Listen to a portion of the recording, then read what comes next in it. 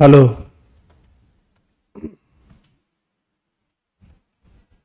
So good morning everyone. We are going to start the second lecture. तो अब last lecture के comparison में topics are less, बहुत ज़्यादा टॉपिक्स नहीं है, ठीक है। बट हाँ, फिर भी हम लोग काफ़ी इम्पोर्टेंट टॉपिक आज कवर करने वाले हैं, ठीक है। शुरू करें, चलिए। पहला है सी बकथर्न। ये ऐसे करके है ना, पहाड़ी प्लांट टाइप होता है। सी बकथर्न बेरी होता है बेसिकली, ठीक है, येलो कलर का, है ना। इसको कई बार ड्राई करके पीस के इसका जो पाउडर है वो मिल जाएगा तुमको, अमेजन वगैरह पे मिल जाएगा। ये पिछले कई सालों से न्यूज में रह रहा है किसी ना किसी वजह से। इसका हेल्थ बेनिफिट बहुत ज़्यादा है, मेडिसिनल बेनिफिट, हेल्थ बेनिफिट बहुत ज़्यादा है। तो वैसे ये यूपीएससी में एक बार पूछ चुका है, बट अभी वापस देने का लॉजिक ये है कि प्राइम मिनिस्टर ने इसको प्रेज किया हुआ है, ठीक है। तो प्राइम मिनिस्टर ने प्रेज किया हुआ है तो फिर से ये क्या बन जाता है, इंपॉर्टेंट बन जाता है, ठीक है, for UPSC also and for APSC also. Scientific name इतना इंपॉर्टेंट नहीं होता वैसे। Scientific name is Hippophae rhamnoides. Scientific name बहुत इंपॉर्टेंट नहीं है। Common name is wonder plant. Ladakh का गोल्ड भी बोलते हैं इसको, gold mine of cold desert बोलते हैं। Geographical distribution find across Europe and Asia. ऐसा नहीं है कि सिर्फ ये एशिया में ही मिलेगा, यूरोप में भी मिलता है। In India it grows above the tree line in the Himalayan region. जहां ट्री खत्म हो जाते हैं, जहां ट्री ग्रो होने खत्म हो जाते हैं, उसके ऊपर क्या ग्रो होता है, सी बकथर्न, ठीक है। -40 डिग्री टेम्परेचर पे भी ये ग्रो होता है। लद्दाख और स्पीति वैली में बहुत ज्यादा ग्रो होता है। Naturally distributed in Ladakh and cultivated organically. Organic cultivation है एक तरह से। -43 से +40 डिग्री एक्सट्रीम टेम्परेचर को ये टॉलरेट कर सकता है ना। ड्राउट रेजिस्टेंस होता है लद्दाख में, वैसे भी बारिश कम होती है तो that is drought resistance.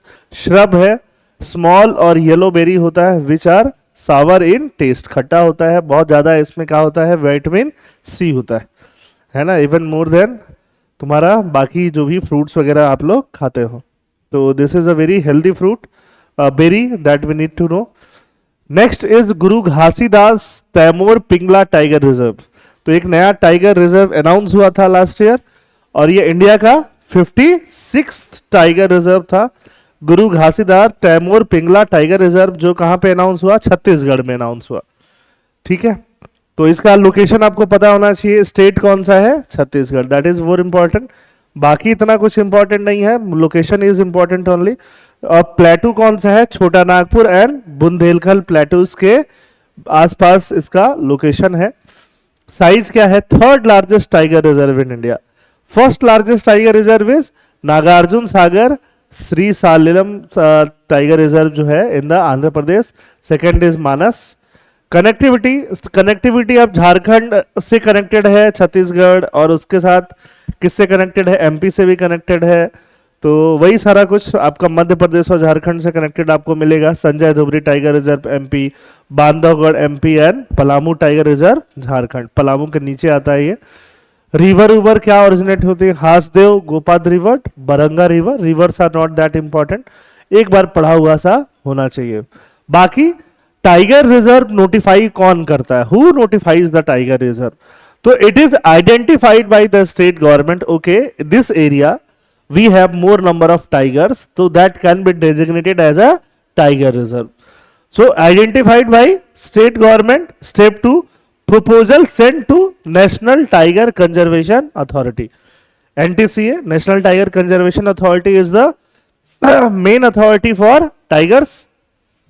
Third, preliminary approval by NTCA, then NTCA इसको approve करती है। Fourth, ऑफिशियल नोटिफिकेशन किसके अंदर आता है, वाइल्ड लाइफ प्रोटेक्शन एक्ट 1972। फिर अगर ये नोटिफिकेशन आ गया, फिर टाइगर रिजर्व को जोन किया जाता है, कोर एरिया है ना, बीच वाला पेरिफेरल एरियाज, बफर जोन, ऐसे। और फाइनल एनटीसीए अप्रूवल करता है after the notification. Buffer zoning के बाद अप्रूवल बाय द एनटीसीए कि okay this is the core area, this is the buffer zone. Core area में ह्यूमन जो एक्टिविटीज है वो ऑलमोस्ट क्या होता है, जीरो होता है, ऑलमोस्ट जीरो। मान लो कोई ट्राइब वहां पहले से रह रही है, that is okay, but otherwise almost zero. Buffer area, जहां से बफर एरिया बनाया जाता है कि सो दैट कि टाइगर और ह्यूमन क्लासेस कम हो। बफर एरियाज में भी ह्यूमन एक्टिविटीज क्या होती है, कम होती है, रेस्ट्रिक्टेड होती है, थोड़ा बहुत एग्रीकल्चर बेसिक और उससे ज़्यादा कुछ नहीं होता है। एंड देयर इज उसके बाद का एरिया आपका बाहर आ जाता है। ठीक है, तो ये होता है कैसे हम लोग आइडेंटिफाई करते हैं। तो आइडेंटिफिकेशन बाई स्टेट गवर्नमेंट, फिर किसके पास जाता है, एनटीसीए, फिर कहाँ नोटिफाई होता है, wildlife protection act, then zonation of the area. तो ऐसे करके हम लोग टाइगर रिजर्व को क्या करते हैं, नोटिफाई करते हैं। ठीक है, third topic, Lagacharla tribe. Lagacharla tribe, just name is important, किस स्टेट से बिलोंग करता है, तो state is Telangana. They approach national human right commission and national scheduled tribe commission because of force land acquisition without consent. Their land were being taken without their consent. उनका land government और बाकी authorities ले रही थी, तो वो लोग कहाँ गए, नेशनल ह्यूमन राइट कमीशन को अप्रोच किया उन लोगों ने, और नेशनल शेड्यूल्ड ट्राइब कमीशन को अप्रोच किया। तो इसीलिए न्यूज में आए तो कई बार ये ऐसा चीजें पूछ लेती है कि लागारसला ट्राइब किस स्टेट से बिलोंग करते हैं, तो स्टेट इज इंपॉर्टेंट। अच्छा, मीथेन के बारे में मैंने लास्ट क्लास में भी आपको बताया कि मीथेन कार्बन डाइऑक्साइड से भी ज्यादा खतरनाक ग्रीन हाउस गैस है। बट मीथेन में अच्छी बात यह है कि बहुत ज्यादा एयर में वो बहुत ज्यादा साल तक नहीं रहेगा। हार्डली कितना रहेगा, 10-15 साल रहेगा, 10-12 साल रहेगा। ठीक है, तो ग्लोबल मीथेन ट्रैकर, मीथेन के ऊपर भी बहुत सारे इनिशिएटिव है। ग्लोबल मीथेन ट्रैकर इनिशिएट हुआ है और रिलीज किसने किया है, इंटरनेशनल एनर्जी एजेंसी। की finding, methane emission from fuel use in 2023 were near record high, 2022 से ज्यादा था। एम क्या है, ग्लोबल मीथेन प्लेज करके एक और वो है, प्लेज है कि मीथेन का एमिशन 30% कट करना है बाई 2030। मतलब अगर 2020 में हम लोग 1 टन मीथेन एमिट कर रहे थे, तो 2030 तक हमें सिर्फ कितना करना है, 1 टन का 30% कट कर देना, 0.7 टन। समझ में आई बात, 10 साल में। ठीक है, तो ऐसे करके मीथेन को कट करने की बात बोली गई है। मीथेन कहाँ पे, अगेन सबसे ज्यादा किसकी वजह से होता है, फ्यूल वगैरह की वजह से तो होगा ही। Apart from the fuel, agriculture activity की वजह से बहुत ज्यादा मीथेन एमिट होता है ना। Which are the crops which produce methane the most, rice. Rice is one of the crop which produce methane the most, rice. And फिर cattle rearing, ठीक है, मैंने आपको बताया था, याद आ रहा है। Denmark planning to tax livestock farmer for methane from cows, pigs and sheep from 2030। 2030 के बाद वो क्या लगाएगा, लाइव स्टॉक टैक्स। न्यूजीलैंड क्या लगाएगा, बर्फ टैक्स। बर्फ समझते हो ना, ऐसे बर्फ लेने वाला tax, targeting methane from live stock. समझ में आई बात है ना, क्योंकि जितना ये चबाते हैं उतना ये मीथेन निकालते हैं। ठीक है, तो ये इंपॉर्टेंट। बायोलॉजिकल डाइवर्सिटी रूल, देखो 2002 में there was biological diversity act. Act means law, law pass by parliament. तो लॉ जब पास होता है तो क्या हो जाता है, law is very very important and very very crucial. तो उस पर रिलेटेड बायोलॉजिकल डाइवर्सिटी रूल कब पास हुआ, 2024 में। ठीक है, notified by ministry of environment, forest and climate change, supports implementation of biological diversity amendment act 2023। तो ये जो बायोलॉजिकल डाइवर्सिटी एक्ट 2002 था, उसमें 2023 में क्या किया गया था, अमेंडमेंट भी किया गया था। अब इसका की फीचर क्या, what are the key features, key features क्या है, ठीक है। Key features are fast tracking process of for research and Indian medicine, ठीक। Include provision on national biodiversity authority. जो बायोडाइवर्सिटी एक्ट बना 2002 में, उसी 2002 एक्ट से हमने एक क्या बनाया, अथॉरिटी बनाया। अथॉरिटी किसके लिए, बायोडाइवर्सिटी को मेंटेन करने के लिए। तो ये अथॉरिटी एक कैसा अथॉरिटी होगा बताओ, स्टैट्यूटोरी अथॉरिटी हो जाएगा, नेशनल बायोडाइवर्सिटी अथॉरिटी। किस एक्ट से बना, अपना बायोलॉजिकल डाइवर्सिटी एक्ट से। तो इस एक्ट से सेंटर में एक अथॉरिटी बना, सारे स्टेट्स में ऑल स्टेट्स को इंस्ट्रक्ट किया गया स्टेट वाइज अथॉरिटी बनाने के लिए, और इनफैक्ट हर डिस्ट्रिक्ट एडमिनिस्ट्रेशन को भी बोला गया कि बायोलॉजिकल डाइवर्सिटी रिलेटेड आप लोग क्या बनाओ, अथॉरिटी बनाओ। समझ में आ रही बात? तो बायोलॉजिकल डाइवर्सिटी एक्ट एक ऐसा एक्ट था जिससे कि पूरा बायोलॉजिकल डाइवर्सिटी को मेंटेन करने के लिए बोला गया। संजय दत्त और ब्लैक बक वाला कहानी कब आया था?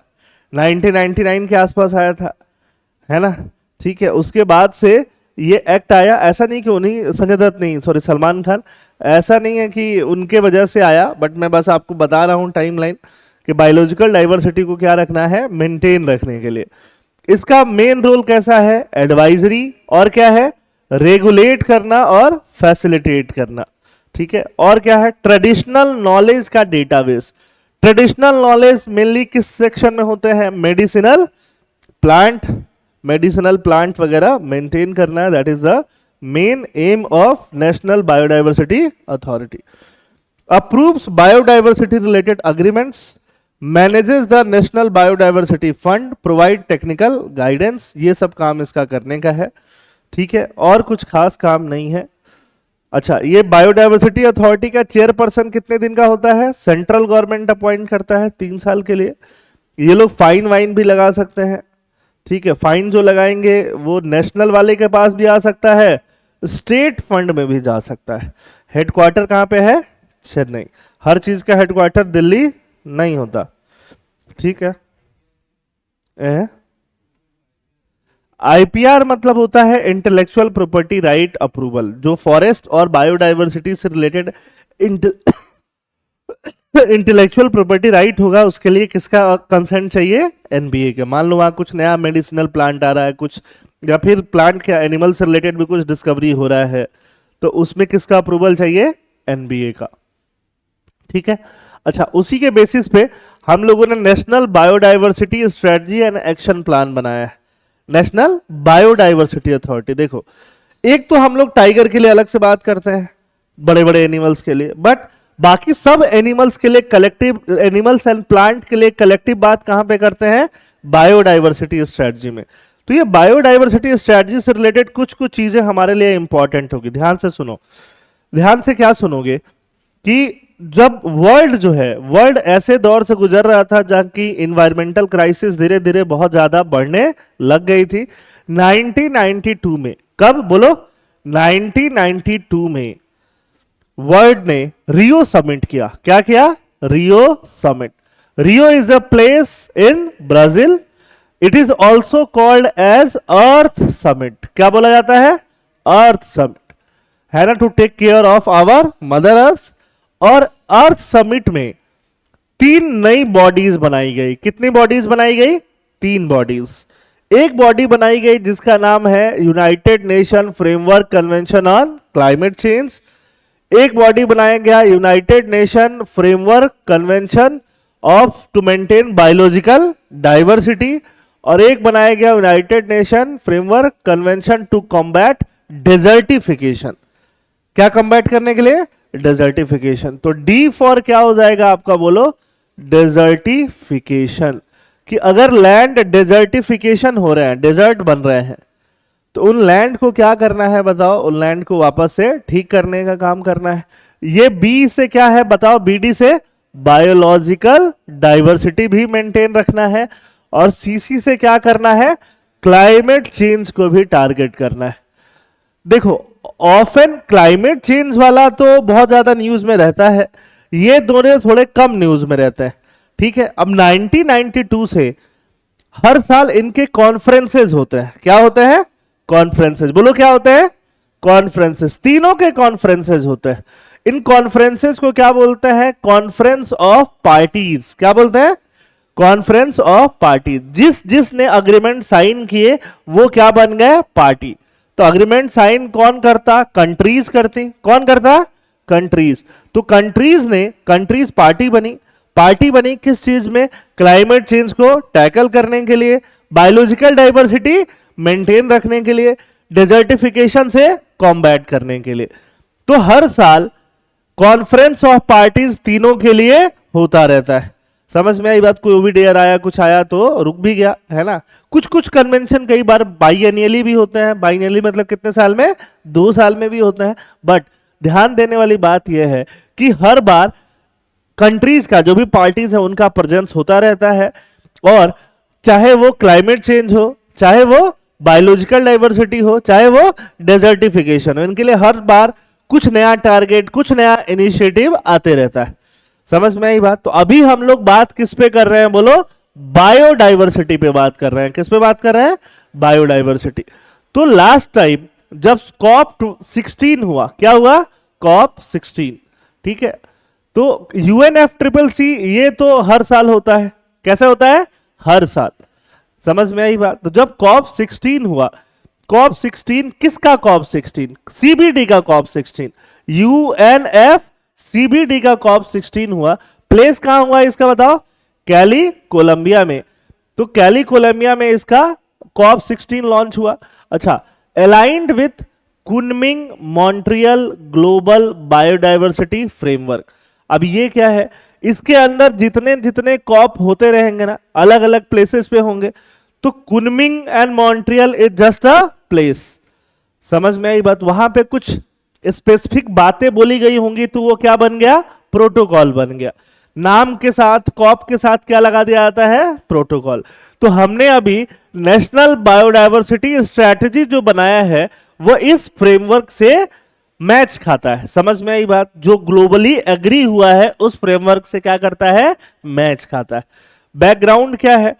हम लोगों ने पहली बार national biodiversity strategy and action plan कब बनाया था? 1999 में। उसको एडॉप्ट कब किया? 2008 में। फिर हमने उसको अपडेट कब किया? 2014 में। क्योंकि 14 तक CBD का एक कॉन्फ्रेंस हो गया था। कहां पे हुआ था? एची में। और एची में टारगेट दिया गया कुछ, है ना, जिसको हम लोग बोलते हैं एची टारगेट्स। क्या बोलते हैं? बायोलॉजिकल डाइवर्सिटी मेंटेन करने के लिए जो टारगेट दिया गया उसको क्या बोलते हैं? एची टारगेट, है ना। अब इसमें 1992 से सोचो, तीनों में कितने कॉन्फ्रेंस हो चुके हैं। तो क्या हम सब रट पाएंगे? नहीं रट पाएंगे। बट फिर भी हमें नाम पता होना चाहिए, हमें आइडिया होना चाहिए कि किस प्रोटोकॉल के अंदर क्या चीजें हो रही हैं। तो बायोलॉजिकल डाइवर्सिटी में क्या होगा? एनिमल्स बचाने होंगे, एनिमल्स प्रोटेक्ट करने होंगे, उनका हैबिटेट बचाना होगा, जंगल बचाना होगा, पेड़ बचाने होंगे। समझ में आ रही बात?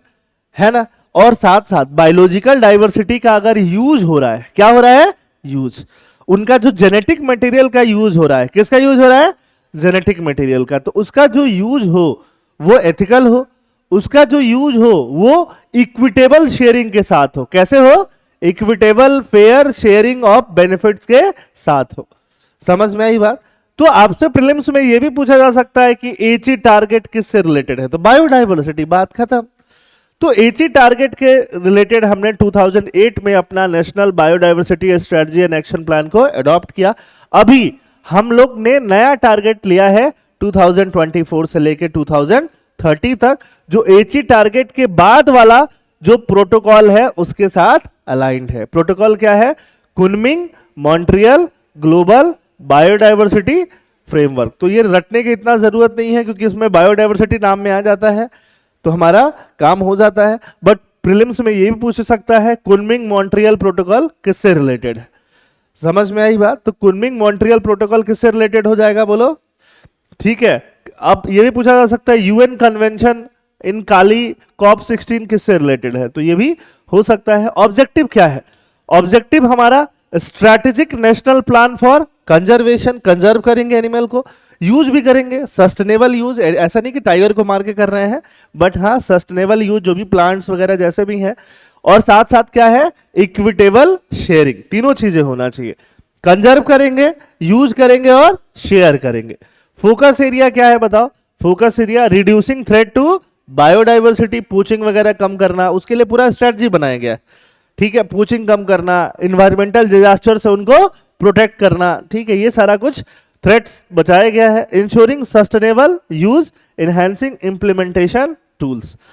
अब इंप्लीमेंटेशन कैसे होगा? नेशनल लेवल पे कौन है? नेशनल बायोडाइवर्सिटी अथॉरिटी जो बना हुआ है एक्ट से। स्टेट लेवल पे कौन है? State biodiversity board. और लोकल लेवल पे कौन है? Biodiversity management committee. ये सब किससे बने हैं? बायोलॉजिकल डाइवर्सिटी एक्ट 2002 से बने हुए हैं। समझ में आई बात? वही इंप्लीमेंट करेंगे किसको? National biological diversity and action plan को इंप्लीमेंट करेंगे। समझ में आ रही बात? ठीक है, चलिए आगे। ग्लोबल रोल क्या है? India is recognised for biodiversity finance initiative. ये बायोडाइवर्सिटी फाइनेंस इनिशिएटिव किसने नेशनल लेवल पे लाया? इंडिया ने। इकोसिस्टम, अब प्रीलिम्स में ये भी पूछा जा सकता है व्हाट इज बायोफिन। तो बायोफिन, फिन मतलब फाइनेंस, बायो मतलब बायोलॉजिकल डाइवर्सिटी। ठीक है, नोडल मिनिस्ट्री कौन है?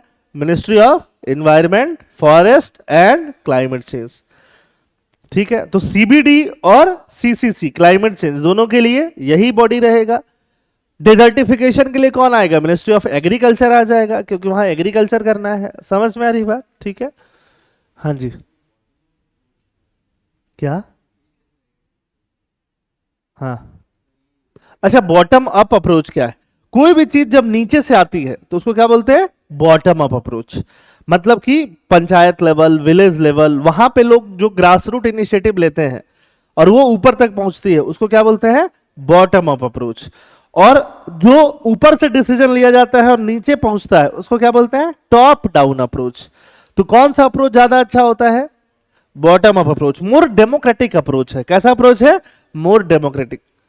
समझ में आई बात है ना? कुछ 6 महीने पहले या इलेक्शन के पहले, 2024 इलेक्शन के पहले, राहुल गांधी से कोई पत्रकार पूछता है कुछ, कोई बात, ठीक है, तो बोले कांग्रेस पार्टी में आवाज नीचे से आती है। ठीक है, तो अब समझा नहीं होगा, पत्रकार क्या ही समझेगा बेचारा कि नीचे से आती है मतलब कैसा। वो बोलना चाह रहे थे कि बॉटम अप अप्रोच है, जो भी यहाँ कार्यकर्ता डिसाइड करते हैं वो चीजें कहाँ आती है? ऊपर तक आती है। ठीक है, बॉटम अप्रोच समझ में आया? ठीक, बॉटम अप अप्रोच और टॉप डाउन अप्रोच, ये सब कीवर्ड हम गवर्नेंस में बहुत ज्यादा यूज करते हैं। ठीक है, चलिए अब यूएनएफ ट्रिपल सी कॉप 29, इसका लोकेशन आपको पता होना चाहिए, है ना? उसका वो कॉप 16 था, लेकिन सीबीडी का था, उसका लोकेशन क्या था? कोलंबिया में। कोलंबिया का सिटी क्या है? काली। इसका लोकेशन कहाँ है बताओ? बाकू, अजरबैजान, जो भी पाकिस्तान को सपोर्ट कर रहा था। ठीक है, तो लोकेशंस पूछ लिया जाता है ना? लोकेशंस भी पूछ लिया जाएगा। हो सकता है कि मैचिंग करने के लिए दे दिया जाए, है ना, कि जो आपका सीबीडी है उसका कॉन्फ्रेंस कहाँ हुआ और सीसीसी है इसका कॉन्फ्रेंस कहाँ हुआ। तो इसका कॉन्फ्रेंस कहाँ हुआ? बाकू में। ये हर साल होता है। तभी हम लोग कौन से नंबर ऑफ कॉन्फ्रेंस पे हैं? 29 पे हैं। समझ में आई बात है ना? सीबीडी 2-2 साल में होता रहता है, सीसीसी हर साल होता है। ठीक है, नेक्स्ट कॉप कहां होगा? ब्राजील में होगा। अब इसमें कुछ खास काम है नहीं, हर बार कुछ ना कुछ बातें ही होती हैं, बातें होती हैं, काम वाम होते रहता है। ठीक बात है, और कुछ नहीं है इसमें। क्या है? क्लाइमेट चेंज, क्लाइमेट चेंज में कार्बन डाइऑक्साइड कम करो, मीथेन कम करो, यही सब काम इसमें होता रहता है। हाइड्रोजन डिक्लेरेशन आया। हाइड्रोजन डिक्लेरेशन क्या बोलता है? Promote clean hydrogen production and uses, बस यही है। अच्छा, 30x30 टारगेट। 30x30 टारगेट क्या है? Global commitment to conserve at least 30% of the world land and ocean areas by 2030। वैसे लैंड एंड ओशियन जो कैसे हैं? बायोडाइवर्सिटी रिच हैं, उनको कंजर्व करना है। कम से कम कितना है? 30%। Restore at least 30% of degraded land and marine ecosystem by 2030। जो लैंड डिग्रेड हुए, अब डिग्रेड होंगे फिर डेजर्टिफाई होंगे, उनको क्या करना है? रिस्टोर करना है वापस से। ठीक है, part of 23 global targets for 2030 under the Kunming Montreal global biodiversity framework, उसके अंदर है। ठीक बात है। कितने टारगेट हैं इसमें? Total 23 target. Number of target भी पूछे जा सकते हैं। Kunming Montreal global biodiversity framework में कितने टारगेट हैं? 23। एक ही टारगेट, वो भी क्या है? Biodiversity. Kunming Montreal global biodiversity framework क्या है? बायोडाइवर्सिटी। समझ में आ रही बात? ठीक है। काली फंड, अभी काली में कॉन्फ्रेंस हुआ, तो काली मतलब काली फंड बना। अब कॉन्फ्रेंस होता है तो पैसा के लिए फंड भी बनता है कि काम होगा पैसे लाओ। ठीक है। Ensure equitable benefit sharing from digitally sequence genetic data. तो देखो, बायोडाइवर्सिटी में 3 ही चीजें होती हैं। कितनी चीजें होती हैं? 3। उनको प्रोटेक्ट कर लो, उनका सस्टेनेबल यूज कर लो, और यूज के बाद क्या कर लो, बेनिफिट का शेयरिंग कर दो। समझ में आई बात? बस तीन चीजें होती हैं, प्रोटेक्ट कर दो और क्या करो, यूज करो, सस्टेनेबल और क्या करो, शेयरिंग कर लो। तो ये शेयरिंग करने के लिए बनाया गया है फंड, ठीक है, कि जो भी डिजिटली सीक्वेंस जेनेटिक डेटा होगा एनिमल्स का या प्लांट्स का, उनको कैसे यूज किया जा सकेगा। Benefits go to the communities of origin of the genetic resource. Genetic resource को ओरिजिन करने वाला जो कम्युनिटी होगा, जिस फॉरेस्ट से निकल रहा होगा, उसके साथ बेनिफिट्स को क्या किया जाएगा, शेयर किया जाएगा। At least 50% of the fund indigenous people and local communities को सपोर्ट करने के लिए जाएगा, ट्राइबल पॉपुलेशन वगैरह, वुमेन एंड यूथ को। बस ठीक है। अच्छा, ये लास्ट ईयर भी मैंने बहुत फोकस किया था, अभी भी इसके आने के चांसेस बहुत ज्यादा हैं। तो देखो, ये पीछे हमने बोला ना, ये काली फंड, ये काली फंड को भी आने के चांसेस बहुत ज्यादा हैं। तो अभी तक हमने जितने भी टॉपिक्स पढ़े हैं, सी बकथर्न थोड़ा सा लेस इंपॉर्टेंट था, सी बकथर्न छोड़ के सारे टॉपिक क्या है, अच्छे इंपॉर्टेंस में चल रहे हैं। मैंने आपको पहले ही बोला था कल कि थोड़ा कम इंपॉर्टेंट टॉपिक हम लोग अभी नेग्लेक्ट कर देंगे, ठीक है, कि बहुत ज्यादा टॉपिक्स पढ़ने से भी कोई फायदा नहीं है। क्योंकि हर साल जो कॉन्फ्रेंसेज हो रहे हैं, चाहे वो क्लाइमेट चेंज के लिए हो, चाहे वो बायोलॉजिकल डाइवर्सिटीज के लिए हो, ये हमारे लिए क्या होता है, प्रीलिम्स के लिए इंपॉर्टेंट होता है, ठीक है। तो काली फंड क्या है, बायोलॉजिकल डाइवर्सिटी जो हमारा नेशनल एक्शन प्लान है, वो देखो 2024 से 30 के लिए है, और 25 का प्रीलिम्स देंगे, 24 में वो प्लान आया ही है, तो एक साल ही हुआ है, और 30 तक वो प्लान चलेगा, तो that is going to be important for us. समझ में आ रही बात? ठीक है, ठीक है। चलिए आगे आते हैं, कार्बन बॉर्डर एडजस्टमेंट मैकेनिज्म। अब ये चीज क्या है, धीरे धीरे सुनो इसको आराम से। कार्बन बॉर्डर एडजस्टमेंट, जैसे इंडिया और बाकी बहुत सारे डेवलपिंग कंट्रीज हैं, तो हम लोग क्या करते हैं, बहुत सारा हम लोग काम करते हैं, इंडस्ट्रियल एक्टिविटीज करते हैं, है ना। बट कॉन्ट्रेरी टू दैट, इधर जो यूरोपियन कंट्रीज हैं, कौन सी कंट्रीज हैं, यूरोपियन यूनियन है, अब ये चाहता है कि कार्बन एमिशन को क्या करें, कम करें। क्लाइमेट चेंज हो रहा है तो ठीक है, हम लोग भी चाहते हैं, ऐसा नहीं कि हम लोग नहीं चाहते हैं। बट अब इसने क्या किया है, इसकी जो इंडस्ट्रीज हैं, अब इसकी इंडस्ट्रीज ने अपने आप को टेक्नोलॉजी वाइज मॉडिफाई किया है। ये लोग स्टील सीमेंट वगैरह का प्रोडक्शन कर रहे हैं, स्टील सीमेंट एल्युमिनियम फर्टिलाइजर। समझ में आई बात? और ये सब जो इंडस्ट्रीज होती हैं वो पॉल्यूटिंग इंडस्ट्री होती हैं, कार्बन डाइऑक्साइड को हेमी मात्रा में क्या करती हैं, निकालती हैं। तो इनका जो लेटेस्ट टेक्नोलॉजी है वो कार्बन डाइऑक्साइड वगैरह एमिट कम करता है। तो ये लोग स्टील वगैरह इंडिया और बाकी कंट्री से क्या करते हैं, बोलो, इंपोर्ट करते हैं। क्या करते हैं? और हम लोग जो स्टील बनाते हैं वो क्या करता है, बहुत ज्यादा कार्बन डाइऑक्साइड एमिट करता है। तो जब स्टील इनके बॉर्डर पे पहुंचेगा तो ये क्या बोलेंगे कि देखो कि हमारा जो स्टील इंडस्ट्री है डोमेस्टिक, उसने कार्बन डाइऑक्साइड का एमिशन कितना किया, 1 बिलियन टन मान लो, हमने कितना किया, मान लो 5 बिलियन टन। समझ में आ रही बात? तो ये 4 बिलियन टन जो एक्स्ट्रा तुम एमिट करके आए हो, उसके इक्विवेलेंट यहां पे क्या लग जाएगा, टैक्स लग जाएगा। मतलब हमारा स्टील जो यहां सस्ता पहुंचा, उनका कार्बन बॉर्डर एडजस्टमेंट मैकेनिज्म के तहत यहां पे बहुत ज्यादा क्या लग गया, टैक्स लग गया। समझ में आई बात? तो हमारा जो स्टील है वो उनके यहां जाके क्या मिलेगा, महंगा बिकेगा, कॉस्टली बिकेगा। समझ में आई बात? क्या बिकेगा, कॉस्टली। तो क्या हमें फायदा होगा, नहीं होगा। क्या स्टील और बाकी चीजें वहां पे बहुत ज्यादा ट्रेड हो पाएंगी, नहीं हो पाएंगी। ट्रेड क्या होगा, कम हो जाएगा। समझ में आई बात, है ना। कार्बन बॉर्डर एडजस्टमेंट मैकेनिज्म, ठीक है। अब देखो ध्यान से सुनो, ठीक, ये लगभग लास्ट ईयर हम लोग अक्टूबर नवंबर के आसपास का न्यूज डिस्कस कर रहे हैं, 2024 अक्टूबर नवंबर के राउंड का, है ना। और वो टाइम था जब इंडियन शेयर मार्केट पीक से नीचे गिरना शुरू हुआ कि भैया अब तो हमारा ट्रेड कम हो जाएगा। तो लोगों को समझ में नहीं आता कि शेयर मार्केट क्यों गिर रहा है। जब ट्रेड ही कम होगा तो शेयर मार्केट गिरेगा ही। समझ में आई बात, है ना। भले बाद में कंट्रीज उसको ठीक करें तो वापस उठेगा भी। समझ में आ रही बात, ठीक है। जब तुमको लगे कि आइसक्रीम अब कम बिकेगा, तो आइसक्रीम का दुकान पे जिनका पैसा लगा है वो परेशान होंगे ही, ठीक है। फिर सोचेंगे कि हाँ किसी और को बेच के निकलो यहां से। तो ये सारी चीजें यहां पे होने लगी। समझ में आया? और ये काम यू के अलावा अब किसने किया है, यूके ने भी किया है। यूके उसको 2027 से इंप्लीमेंट करने वाला है, और यू उसको 2026 से इंप्लीमेंट करने वाला है। कार्बन बॉर्डर एडजस्टमेंट मैकेनिज्म, बोलो कार्बन, बोलो बॉर्डर एडजस्टमेंट मैकेनिज्म। तो ये क्या है, एक तरह से बोलो tariff on carbon intensive imported products, prevent carbon leakage, ensure equal carbon pricing for domestic and imported goods, encourage global reduction in green house gas. तो जब ये कार्बन वाला प्रोडक्ट लेंगे ही नहीं तो बाकी कंट्री मजबूर होंगी, है ना, ठीक है। करंट स्टेटस ये कब से लगने वाला है, 1 जनवरी 2026, है ना। पॉलिसी है, ईयू का पॉलिसी है फिट फॉर 55, मतलब 55% रिडक्शन उनको कर लेना है 2050 तक, 2030 तक। कितना percent, 55% green house gas reduction उनको कर लेना है।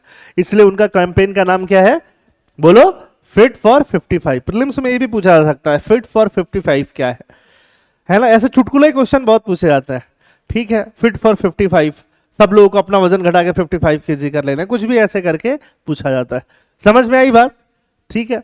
और ऐसे सी रैंचिंग, रैंचिंग समझते हो, कंट्रोल्ड एनवायरनमेंट में फिश को ब्रीड करना और फिर लाके सी में डाल देना, उसको क्या बोलते हैं, सी रैंचिंग, ठीक है। सी में ही एक तरह से एरिया डेजिग्नेट कर लेना कि इस वाले एरिया में हम क्या कल्टीवेट करेंगे, ग्रो करेंगे, फिशरीज ग्रो करेंगे, ठीक है। थोड़ा सा जैसे फिशरीज बड़ी होती हैं उनको ला के वहां पे कंट्रोल्ड एनवायरनमेंट में डंप कर देना, ठीक है। इसको क्या बोलते हैं, sea ranching. A technique of raising fish in controlled environment and releasing them into the ocean to grow and be harvested later. समझ में आई बात, ठीक है। ऐसा देखो मैकेनिज्म लगा लगा के एक आर्टिफिशियल बॉर्डर बना के उनके लिए उसमें उनको डाल दिया जाता है, ठीक है। आर्टिफिशियल बॉर्डर बन गया उनके लिए तो फिर वो उससे बाहर नहीं निकलेंगे, पानी का पानी मिल रहा है उनको और अंदर के अंदर है, ठीक है। निकालने वाला जब चाहे उनसे निकाल लेगा जब फिश क्या होंगी, बड़ी होंगी। इसको क्या बोलते हैं, सी रैंचिंग। बस नाम पता होना चाहिए कि सी रैंचिंग प्रधानमंत्री मत्स्य संपदा योजना के अंदर है। बायो लीचिंग, जो हेवी मेटल्स हो ना, हेवी मेटल्स बैक्टीरिया वगैरह के प्रेजेंस में लीच करने लगता है, तो लीच करा करा के मान लो कि किसी प्रोडक्ट में, इलेक्ट्रॉनिक्स में या किसी और चीज में हेवी मेटल्स यूज किया गया है, तो लीचिंग करा करा के बस हेवी मेटल्स को क्या किया जा सकता है, सेपरेट किया जा सकता है। Biological process use to extract metal like copper, gold from ores and waste material, mainly waste material के लिए यूज होता है। माइक्रो ऑर्गेनिजम्स इसमें heterotrophic bacteria, autotrophic bacteria, heterotrophic fungi, ये सब सारी चीजें यूज होती हैं कि जो भी वेस्ट मटेरियल है डंप साइट वगैरह पे, वहां पे वो क्या करती है, वेस्ट साइड से वहां से गला गला के लीच करा करा के क्या निकाल देती हैं, मेटल्स उसमें जो होता है वो निकाल देती हैं। तो मेटल्स क्या हो जाता है, अलग हो जाता है। और ये काम कौन कर रहा है, बैक्टीरिया और फंजाई। तो ये कैसा मेथड है, एनवायरमेंटल फ्रेंडली मेथड है, ठीक बात है। तो लीचिंग का मतलब आपको पता होना चाहिए, वो भी कौन सा लीचिंग है, बायो लीचिंग, ठीक है। कुछ खास इफेक्टिव नहीं है, कितना ही कर पाएगा, बट ठीक है, मेथड तो है, कॉन्सेप्ट तो है, ठीक है। अब बात आते हैं पीएम विद्या लक्ष्मी स्कीम। तो ये इंपॉर्टेंट स्कीम है, लास्ट ईयर लॉन्च हुआ, तो लास्ट ईयर लॉन्च हुआ तो इंपॉर्टेंट हो जाएगा। कैसा स्कीम है, सेंट्रल सेक्टर, मतलब 100% फंडिंग कौन कर रहा है, सेंट्रल गवर्नमेंट कर रहा है।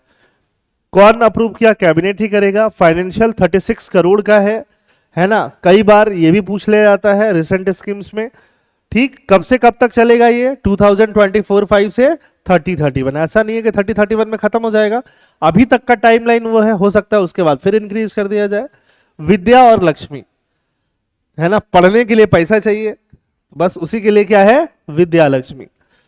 प्रोवाइड फाइनेंशियल असिस्टेंस टू कौन सा स्टूडेंट, मेरिटोरियस स्टूडेंट, जो भी हायर स्टडीज करना चाहते हैं। क्या करना चाहते हैं, हायर स्टडीज, लेकिन पैसा नहीं है, तो लोन मिलेगा यहां से। क्या मिलेगा, लोन। लोन मिलेगा, कम इंटरेस्ट पे मिलेगा। बैंक्स जो इंटरेस्ट देंगी, गवर्नमेंट उस पे इंटरेस्ट वापस कर देगा, उसको बोलते हैं इंटरेस्ट सबवेंशन। क्या बोलते हैं, इंटरेस्ट सबवेंशन। बोलो क्या बोलते हैं, interest subvention. Suppose banks interest ले रही है 9%, तो गवर्नमेंट 4%, 3%, 2%, 5% इंटरेस्ट कम करा देगा खुद पैसा देके, उसको क्या बोलते हैं, इंटरेस्ट सबवेंशन। समझ में आई बात, ठीक है। तो ये है PM Vidya Lakshmi, recommended under national education policy, है ना, जो भी टॉप एजुकेशनल इंस्टीट्यूट है इंडिया के, पब्लिक हो चाहे प्राइवेट हो, उसमें अगर कोई एडमिशन ले रहा है NIRF रैंकिंग वाले कॉलेजेस वगैरह में, तो उसके लिए जो भी स्टूडेंट एडमिशन ले रहे हैं उनको क्या मिल सकता है बोलो, ये इस स्कीम के तहत लोन मिलना आसान हो जाएगा। गारंटी 75% लोन का गारंटी कौन देगा, गवर्नमेंट देगा। क्योंकि कई बार अगर आपका एडमिशन IIT में हो रहा है, अगर आपका एडमिशन IIM में हो रहा है ना, अच्छे मेडिकल कॉलेज में हो रहा है, तब तो बैंक्स आपको दे देती हैं कि हाँ कि अब IIT से निकलेगा तो कमाएगा ही, कमाएगा तो लोन देगा ही, है ना। बट थोड़ा सा जैसे ही आप प्राइवेट कॉलेज में आ जाते हो उतना इंपॉर्टेंट नहीं होता है, बैंक्स लोन देने से मना करने लगते हैं। ठीक है, कि पता चला इसका नौकरी नहीं लगा, फिर पैसे कहाँ से आएंगे। तो यहाँ पे गारंटी कौन दे रहा है, गवर्नमेंट। कितने परसेंट लोन का, 75%, अप टू 7.5 लाख, है ना, अप टू 7.5 लाख। समझ में आई बात? ठीक है, मतलब मैक्सिमम लोन आप कितना ले रहे हो, 10 लाख तक का ले रहे हो तो गवर्नमेंट यहाँ हेल्प कर रही है। इंटरेस्ट सबवेंशन गवर्नमेंट कितना दे रही है, 3%। उन फैमिलीज को जिनका इनकम कितने तक है, 8 लाख, और लोन कितने तक बच्चा ले रहा है, 10 लाख तक का, है ना। फुल इंटरेस्ट सबवेंशन भी है उन फैमिलीज के लिए जिनका इनकम कितना है, 4.5 लाख। वहां पे फुल इंटरेस्ट सबवेंशन, मतलब उनके लोन जब वो चुकाएंगे, लोन तो स्टूडेंट को ही चुकाना होगा, लेकिन वहां पे इंटरेस्ट नहीं लगेगा, जीरो इंटरेस्ट लगेगा। क्या लगेगा, जीरो इंटरेस्ट। बस जो पैसा वो पढ़ने के लिए ले रहा है, बस उसको वो क्या कर देना है, वापस कर देना है। समझ में आई बात? मेंस के लिए भी it is highly important. Education हमें डायरेक्टली GS पेपर 2 में पढ़ना होता है, where we are going to use this as an example, या जो भी चीज है ना, चाहे क्वेश्चन एजुकेशन पे आए या हायर एजुकेशन पे आए। और प्रीलिम्स के लिए डायरेक्टली इस स्कीम के बारे में आपसे पूछा जा सकता है। ठीक है, अच्छा, UNSC रेजोल्यूशन 1701 पुराना है, ये हुआ था हेजबुल्ला और इजराइल के बीच हॉस्टिलिटीज को खत्म करने के लिए। किसके बीच, हेजबुल्ला और इजराइल। हेजबुल्ला का नाम तो लास्ट ईयर आपने बहुत सुना होगा। ठीक है, बहुत सारे मिलिटेंट ऑर्गेनाइजेशन का, मिलिटेंट ऑर्गेनाइजेशन के नाम कौन से कंट्रीज से हैं आपको पता होने चाहिए। ठीक है, बफर जोन क्रिएट करने के लिए हुआ था, है ना। अच्छा, हेजबुल्ला आपको कहां मिलेगा, लेबनान में। तो लेबनान और इजराइल, यहां पे मैप नहीं दिया है मैंने गलती से, तो लेबनान और इजराइल के बीच का बॉर्डर को क्या बोलते हैं, ब्लू लाइन बॉर्डर। तो नाम आपको पता होना चाहिए कि ब्लू लाइन बॉर्डर क्या है। ठीक है, defined by United nation, not an official international border. Israel ने आसपास सब कंट्रीज का टेरिटरी एक्वायर करके रखा है। समझ में आई बात? क्यों, वो लोग उस पर अटैक करने जा रहे थे तो उसने अटैक करके टेरिटरी एक्वायर कर लिया। अब जैसे पाकिस्तान वाला वॉर हम जीत ही रहे थे ना, हमारा क्या डिस्ट्रॉय हुआ, कुछ नहीं। हमारे गलती से 2-4 मिसाइल उनके या 2-4 ड्रोन हमारे अंदर गिरे, फटे, है ना, 2-3 जम्मू में या फिर 1-2 कश्मीर वगैरह में, पंजाब में, राजस्थान में और गुजरात में कुछ नहीं गिरा। सारे ड्रोन क्या हो गए, इंटरसेप्ट हो गए, सारे मिसाइल क्या हो गए, इंटरसेप्ट हो गए। 1-2 जम्मू वम्मू में गिरा इधर उधर, ठीक बात है। उनके क्या हुआ, उनके सारे एयरबेस तबाह कर दिए हम लोगों ने, अब वो उड़ ही नहीं सकते थे, है ना। अब ठीक है, उनको 2 दिन टाइम दोगे तो रिपेयर कर लेंगे, लेकिन वार में टाइम नहीं देते, तो इसलिए तो उन लोगों ने सीज फायर कर लिया।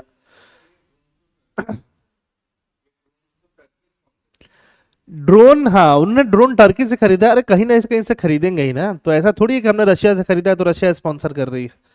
खरीदा है, उसमें टर्की का फायदा है, मॉनेटरी बनाया है उसने, ड्रोन बेचा है। समझ में आई बात? तो कितना कन्वीनियंटली हम बोल रहे हैं कि ड्रोन उसको टर्की ने स्पॉन्सर किया है। हम ये क्यों नहीं बोल रहे हैं उसको फाइटर जेट US ने स्पॉन्सर किया है, ये बोलने की हिम्मत क्यों नहीं जुटा रहे हैं? तो ऐसा नहीं है, ट्रेड है ना। वेपन्स का क्या है, ट्रेड। हाँ, टर्की को इसलिए बीच में लाना है क्योंकि टर्की पाकिस्तान का सपोर्ट करता है, that is a different thing, है ना। इक्विपमेंट तो कोई कहीं से भी खरीद सकता है। समझ में आई बात? रशिया यूक्रेन तो पहले अच्छे दोस्त, हो सकता है यूक्रेन रशिया वाले ही इक्विपमेंट यूज करे रशिया के अगेंस्ट। तो ये थोड़ी कि रशिया अपने अगेंस्ट चीजें क्या है, सपोर्ट कर रहा है, ऐसा तो नहीं है। समझ में आई बात? अब जैसे चाइना है, चाइना के पास भी S-400 है, रशिया से खरीदा है, हमारे पास भी है। अगर इंडिया और चाइना में वॉर हो, दोनों S-400 यूज करेंगे, है ना। समझ में आई बात? हाँ, अब रशिया ने वो चीज पाकिस्तान को नहीं बेचा, तो पाकिस्तान के पास S-400 नहीं है। महंगा भी तो है, पैसा भी तो चाहिए, कहां से आएगा? तो ये इजराइल क्या करता रहा, जो अटैक करते रहे उनका टेरिटरी थोड़ा थोड़ा लेते रहा, है ना, कि अब वो लोग परेशान रहते हैं कि हमारा दे दो वापस, हमारा वापस ही दे दो, हमारा ही दे दो कम से कम, है ना। ठीक है, तो अभी बहुत अच्छा मौका था कि पीओके को ले लेने का। हाँ बट ठीक है, कॉन्सिक्वेंस होता है, थोड़ा और लंबा वॉर खिंचता है ना, फिर न्यूक्लियर ये वो, तो ठीक है, उस हिसाब से ठीक है। चलिए आगे चलते हैं। International cooperation alliance. International cooperation alliance क्या होता है? International cooperative. कोऑपरेटिव क्या होता है? कोऑपरेटिव समझते हो ना, जैसे अमूल है, बहुत सारे गरीब लोग मिलके एक इकोनॉमिक यूनिट शुरू करते हैं, उसको क्या बोलते हैं? कोऑपरेटिव। 1895 में फाउंड हुआ, one of the oldest and largest NGO है, ठीक है, कोऑपरेटिव्स के लिए। इसका नाम है इंटरनेशनल कोऑपरेटिव अलायंस। ठीक, हेडक्वार्टर कहाँ है? ब्रुसेल्स में। India to host international cooperative alliance global cooperative conference. तो अगर आपसे पूछा जाए 2025 का अलायंस किसने होस्ट किया, तो इंडिया ने किया। ठीक बात है, ठीक है, यही है इसके अंदर। अदरवाइज ये 1895 का ऑर्गेनाइजेशन क्यों न्यूज में रहता? इंडिया होस्ट करने वाला था तो न्यूज में था। ठीक है, global alliance against hunger and poverty. तो G20 समिट हर साल होते रहता है ना, हर साल ही होता है। इंडिया में हुआ था तो हो अल्लाह हुआ, बस चला गया अब इंडिया से बाहर तो हो गया हमारा काम। तो लेकिन इस बार उन लोगों ने नया इनिशिएटिव क्या लॉन्च किया? Global alliance against hunger and poverty. तो क्वेश्चन में बस इतना ही पूछा जाएगा कि ये इनिशिएटिव किसने लॉन्च किया है? किसने लॉन्च किया है? G20 ने। समझ में आई बात? कौन सी समिट में? रियो दी जेनेरियो वाली समिट में, ब्राजील के प्रेसिडेंसी के अंदर। बात खत्म। इसका काम क्या है? इरेडिकेट हंगर एंड बोलो पॉवर्टी बाय 2030। बस इतना ही काम है। ठीक बात है, बस। अच्छा, इसमें और कौन कौन से इंस्टीट्यूशन रहेंगे साथ में? Food and agricultural organisation, UNICEF और वर्ल्ड बैंक। ठीक, पैसा वैसा तो चाहिए ना, हंगर खत्म करने के लिए सबसे ज्यादा क्या चाहिए? पैसा। तो पैसा मिलना चाहिए बस। मेंबरशिप कितना है? 81 कंट्रीज, 26 ऑर्गेनाइजेशन, 9 फाइनेंशियल इंस्टीट्यूशन, सब पैसा देंगे, बस यही सब है। गेल्फू ये इतना इंपॉर्टेंट नहीं है, बट लास्ट ईयर एपीएससी के मेंस में भी आया है ना। गेल्फू माइंडफुलनेस सिटी भूटान का है, इनिशिएटिव है। किसका है? भूटान का, बट लास्ट ईयर का ही करंट अफेयर्स है। आसाम बॉर्डर के पास में भूटान क्या बना रहे हैं? Mindfulness city. Bhutanese prime minister and envision by king Jigme Khesar Namgyel Wangchuck. Location Gelephu, Bhutan. तो माइंडफुलनेस सिटी मतलब ट्रेड वगैरह है ना, स्पोर्ट्स वगैरह, रिक्रिएशनल एक्टिविटीज इसके लिए बन रहा है। स्पेशल एडमिनिस्ट्रेटिव रीजन है, इसमें economic growth, mindfulness, holistic living, sustainability, zero carbon city, ये सब पे फोकस किया जाएगा। भूटान गए हो आप लोग? अरे भूटान गए हो क्या? ऐसे अगर आप रंगिया से नीचे निकल जाओ तो भूटान आ जाएगा। 2 घंटा लगता है भूटान जाने में यहाँ से, है ना। कितना लगता है? 2 घंटा भूटान के बॉर्डर तक पहुंचने में और 2 घंटा उसके अंदर घुसने में, क्योंकि वहां पे लोग लाइन लगा के खड़े रहते हैं और बहुत प्रोफेशनलिज्म नहीं है। ठीक है, मैं एक बार गया, शाम हो गया वहीं बॉर्डर पे ही। ठीक है, अब मैं बस अंदर घुस के आ गया, बस और क्या काम करता फिर, है ना।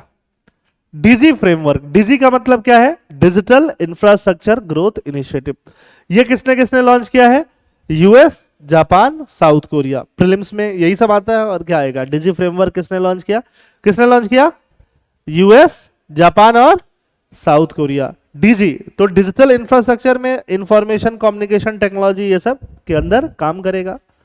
ठीक है, 5G, submarine cable, telecom tower, e commerce, AI, quantum, radio access network, इन सब के अंदर काम करेगा। डिजिटल इंफ्रास्ट्रक्चर और क्या है? यही सब है ना। देखो इसमें कुछ था नहीं, बस इतना ही था, क्वेश्चन इतना ही पूछा जाएगा, है ना, इसलिए तवज्जो देने की ज्यादा जरूरत नहीं। इट्स नॉट लाइक कि ये इंपॉर्टेंट नहीं है बस कंट्रीज का नाम और डीजी मतलब डिजिटल इंफ्रास्ट्रक्चर, बस वो आपको पता होना चाहिए। इसमें से और भी कुछ दे दे तो सब हो जाएगा। समझ में आई बात? डिजिटल इंफ्रास्ट्रक्चर ये दे दे कि रोड बनाया जा रहा है, रोड नहीं बनाया जा रहा है, बस ये ध्यान रखना। ब्लैक होल ट्रिपल सिस्टम, अब ये इंपॉर्टेंट है थोड़ा, मतलब इंपॉर्टेंट तो इसमें ऑलमोस्ट आज के सारे टॉपिक हम लोग क्या ले रहे हैं? इंपॉर्टेंट ही ले रहे हैं, बट इसके अंदर क्या है? कुछ खास बात है। ब्लैक होल ट्रिपल सिस्टम के अंदर क्या खास बात है? बोलो। ब्लैक होल भी है, ट्रिपल सिस्टम है। देखो ये काला काला दिख रहा है, ये क्या है? ब्लैक होल, है ना। इसके बाहर में एक दूसरा स्टार इसके चक्कर काट रहा है, तीसरा स्टार दूर है। ब्लैक होल जब एक मैसिव स्टार, मैसिव, अपना फ्यूल खत्म कर देता है, क्या खत्म कर देता है? फ्यूल, हाइड्रोजन, हाइड्रोजन उसके अंदर का खत्म हो गया। अब बेचारा व्हाइट ड्वार्फ बन जाता है। क्या बन जाता है? White dwarf. तब वो श्रिंक होने लगता है। क्या होने लगता है? श्रिंक, अपना आउटर लेयर को छोड़ने लगता है ना। अपनी ही ग्रेविटी में अपने आसपास की चीजों को कोलैप्स कराने लगता है, बहुत ज्यादा श्रिंक होने लगता है, डेंस होने लगता है। क्या होने लगता है? डेंस। तो डेंसिटी बढ़ते जाता है और उसका ग्रेविटेशनल फोर्स बढ़ते जाता है। क्या बढ़ते जाता है? डेंसिटी, और क्या बढ़ते जाता है? Gravitational force. बहुत छोटा हो जाता है, बहुत छोटा मतलब इतना छोटा भी नहीं, ठीक है, बहुत छोटा हो जाता है और बहुत ज्यादा डेंसिटी और ग्रेविटेशनल फोर्स वाला हो जाता है। उसका ग्रेविटेशनल फोर्स, जैसे ये मैंने इसको फेंका, ये फेंका तो ये नीचे गिरेगा ना, ठीक है। थोड़ा और तेज फेंकते, बाद में गिरता। बहुत तेज फेंकेंगे तो ये निकल ही जाएगा अर्थ के ग्रेविटेशनल फील्ड से बाहर, है ना। कहां चला जाएगा? स्पेस में चला जाएगा। तो उसको बोलते हैं एस्केप वेलोसिटी। क्या बोलते हैं? तो इसको अगर मुझे एस्केप कराना है अर्थ से, तो 11.2 किलोमीटर पर सेकंड का वेलोसिटी चाहिए। कितने का? 11.2 किलोमीटर पर सेकंड। हम लोग जो मिसाइल विसाइल फेंक रहे हैं, कितना किलोमीटर पर सेकंड? 2, 3, 4 किलोमीटर पर सेकंड, हार्डली, है ना। अगर हम 11.2 किलोमीटर पर सेकंड की वेलोसिटी से ज्यादा वेलोसिटी से कोई चीज फेंक दे अर्थ के सरफेस से, तो वो अर्थ के ग्रेविटेशनल फील्ड से कहां चला जाएगा? बाहर चला जाएगा, ठीक है ना। उसको बोलते हैं एस्केप वेलोसिटी। वैसे ही हर प्लैनेट, हर टेरेस्ट्रियल बॉडी का क्या निकलेगा? एस्केप वेलोसिटी, ठीक है। तो लाइट जो होता है, लाइट जो देख रहे हो, इसमें भी पार्टिकल लाइक कैरेक्टर होता है, पार्टिकल जैसा। भले ही बहुत लाइट है, वो हल्का है, बट पार्टिकल जैसा कैरेक्टर होता है। ये भी नीचे गिरता है ना। तो ब्लैक होल इतना ज्यादा ग्रेविटेशनल फील्ड वाला होता है कि लाइट की स्पीड से भी कोई चीज वहां से बाहर नहीं निकल सकती। तो जब लाइट वहां से बाहर निकल जाती और तब तुम्हारे आंखों में आती, तब तो दिखता है कि देयर इज अ प्लेनेट और समथिंग, मून और स्टार और फलाना और ढिमका। लाइट वहां से बाहर ही नहीं निकल पा रही है। समझ में आई बात? लाइट को भी वो वापस खींच ले रहा है, गिरा दे रहा है कि नहीं जाना बाहर। लाइट का स्पीड कितना है? 3 × 10⁸ मीटर पर सेकंड, उसको भी गिरा दे रहा है। समझ में आ रही बात? इसीलिए उसका नाम क्या है? ब्लैक होल, क्योंकि वो कुछ दिखाई देगा ही नहीं, ठीक है। तो दिखाई कैसा देता है? ऐसा। ये एक्चुअल इमेज है ना। ये दिख रहा है आसपास के कंपैरिजन में, ये इसका साइज छोटा है कि नहीं है, बट ग्रेविटेशनल फील्ड क्या है? बहुत हाई है। ये ट्रिपलेट पहली बार नजर आया है। कैसा है?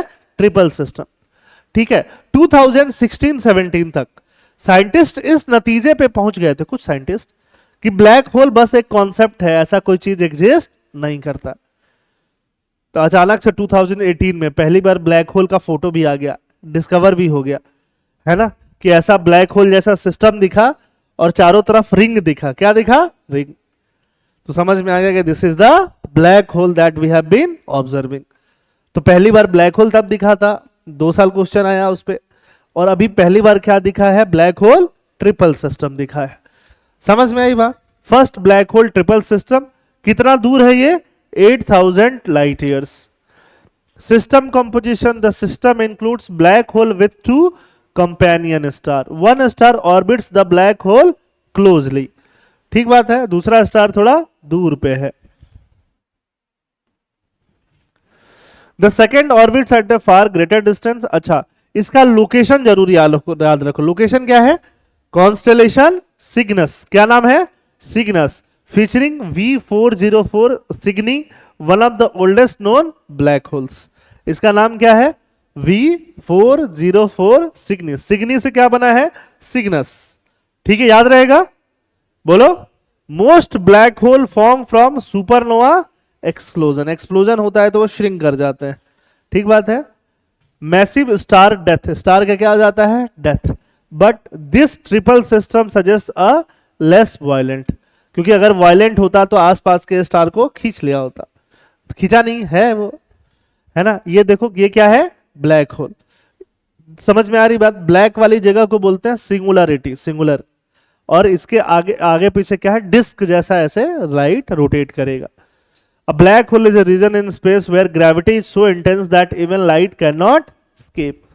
Gravity is extremely strong because matter is compressed into a extremely small space. Formation typically forms from the remnants of massive stars that have died in a supernova explosion. वो collapse होते होते बन जाते हैं। Black hole cannot be directly observed.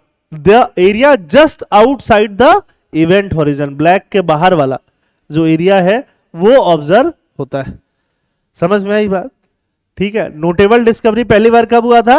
2019 में पहला black hole का image आया था, इवेंट हॉरिजन टेलीस्कोप ने खींचा था। First optical image of a black hole at the centre of Messier 87 galaxy, Nobel prize में मिला है ना इसके लिए। ठीक है, तो पहली बार हम लोग, अच्छा एक होता है एडिंगटन लिमिट, ये इसी से रिलेटेड है कि स्टार कितना बड़ा होगा कि वो एक्सप्लोड करके किस में कन्वर्ट हो जाए, ब्लैक होल में कन्वर्ट हो जाए, है ना। तो 2 to 3 टाइम मास ऑफ सन होना चाहिए। क्या होना चाहिए? 2 to 3 टाइम मिनिमम। ज्यादा बड़ा होगा तो और भी अच्छा है, मिनिमम कितना होना चाहिए? 2 to 3 टाइम मास ऑफ सन, कि वो कोलैप्स करके क्या बन जाए, एक ब्लैक होल बन सके। अपना सन क्या ब्लैक होल बनेगा? नहीं बन पाएगा। समझ में आई बात? 2 to 3 टाइम मास ऑफ सन होना चाहिए। ये कौन सा लिमिट है बोलो? Eddington limit. एडिंगटन एक साइंटिस्ट है जो बोलते हैं कि स्टार को ब्लैक होल बनने के लिए क्या क्राइटेरिया होना चाहिए। ठीक है, ठीक। क्वेश्चन में ये भी पूछा जा सकता है एडिंगटन लिमिट किससे रिलेटेड है? किससे रिलेटेड है? Black hole formation. सही है, ठीक है। क्वेश्चन कई बार आपको बहुत ज्यादा परेशान नहीं करता है, बहुत बेसिक चीजें पूछता है। कुछ यहां तक डाउट हो तो पूछो, अभी हमें और पढ़ना है, बट टेंशन लेने की जरूरत नहीं है। हम टाइम से आज क्लास खत्म करेंगे, लास्ट दिन की तरह 3 घंटे की क्लास नहीं लेंगे। ठीक है, ठीक। आज मंडे स्टार्ट हुआ ना, सैटरडे तक फिनिश कर देंगे, है ना। फिर एक क्लास और ले लूंगा मैं मंडे ट्यूसडे में, कि जो पुराना करंट अफेयर्स पढ़ाया था उसको एक बार रिवाइज करा देंगे, क्योंकि नए स्टूडेंट के लिए तो वो नया ही रहेगा। ठीक है ना, ठीक है। पुराने स्टूडेंट पढ़ चुके हैं वो भी आ जाना, कि तुम लोग का टेंशन फिर कम हो जाएगा।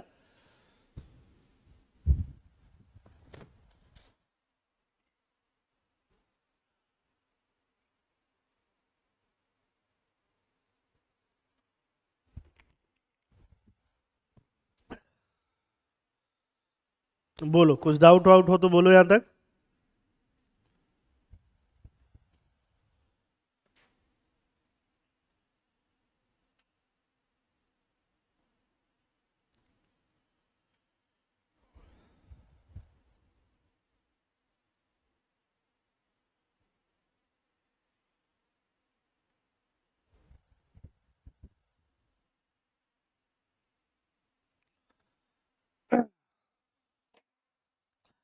India's Mars and moon analogue mission, India Mars और मून के लिए एनालॉग मिशन शुरू कर रहा है। ध्रुव ज्योति बोल रहे हैं, जब आप समझाते हैं सब समझ में आ जाता है, बट बाद में कंफ्यूज हो जाते हैं। बाद में कंफ्यूजन जाहिर है, इसी को इसलिए रिवीजन करना पड़ता है। ठीक है, विदाउट रिवीजन कोई भी सब्जेक्ट काम नहीं होगा। ठीक है ना, टेंशन लेने की जरूरत नहीं है, क्योंकि मैंने आपको बार बार बोला है कि अभी हम करंट अफेयर्स इस वीक खत्म करेंगे 15 तक। ठीक है, यूपीएससी भी 25 को है, आप एक रिवीजन तब तक दे लीजिएगा। ठीक है ना, और यूपीएससी निकलता है सिर्फ और सिर्फ स्टैटिक को बहुत अच्छा रखने से। करंट अफेयर से भी क्वेश्चन आएगा, और जो बता रहे हैं डिटेल में, उसी करंट अफेयर्स को डिटेल में पढ़ के जाना है। ठीक बात है। यूपीएससी 2 तरह का करंट अफेयर्स पूछता है, एक ऐसा करंट अफेयर जो सबसे हो जाए, एक ऐसा करंट अफेयर जो किसी से नहीं हो। तो इसीलिए हमें टेंशन लेने की जरूरत नहीं होती है। ठीक है, अब बात आई एपीएससी की। तो एपीएससी के लिए आपको क्या करना है? एपीएससी के लिए करंट अफेयर 2 पार्ट में डिवाइड हो जाता है। एक किसके लिए? आसाम वाला, वो पढ़ चुके हो। और एक किसके वाला? National international. ठीक है, तो नेशनल इंटरनेशनल में जो पूछा जाएगा पढ़ रहे हो। अब आई बात, सर इतना सारा करंट अफेयर समेटेंगे कैसे? तो 1-2 बार रिवाइज करके रखो, फिर एग्जाम से 1 वीक पहले, 10 दिन पहले हम लोग 1 दिन और रिवाइज कर लेंगे। ठीक बात है, बस प्लेन एंड सिंपल, है ना। तो ये है India's Mars and moon analogue mission. India's first Mars and moon analogue mission was inaugurated in Leh, ठीक है, to simulate life in an interplanetary habitat. दूसरे हैबिटेट में लेह का जो कुछ कुछ लाइफ होगा वो मार्स की तरह होगा, तो वहां पे लाइफ कैसे रहेगा, तो लेह में इसको सिमुलेट करने की कोशिश की गई है।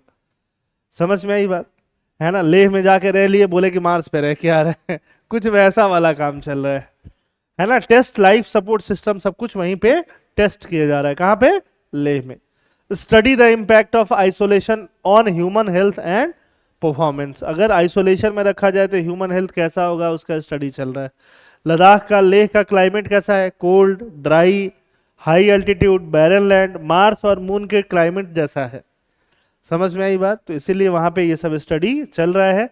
इसरो के साथ साथ वहां पे आका space studio, university of Ladakh और आईआईटी बॉम्बे भी काम कर रहे हैं। नाम क्या है? India's Mars and moon analogue mission, ठीक है।